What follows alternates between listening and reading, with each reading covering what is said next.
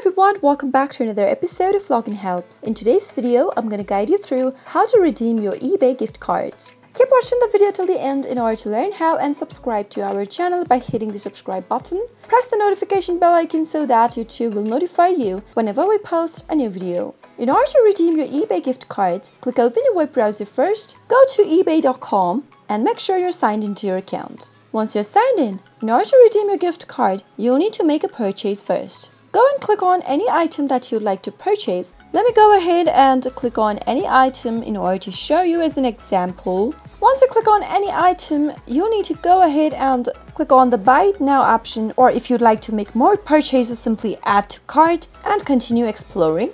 After you click on Buy It Now, on the next page, you'll get to choose if you would like to pay with your credit card or your PayPal. Scroll all the way down if you want to redeem your gift card and go to the gift cards coupon eBay box option and enter your gift card number in order to redeem it.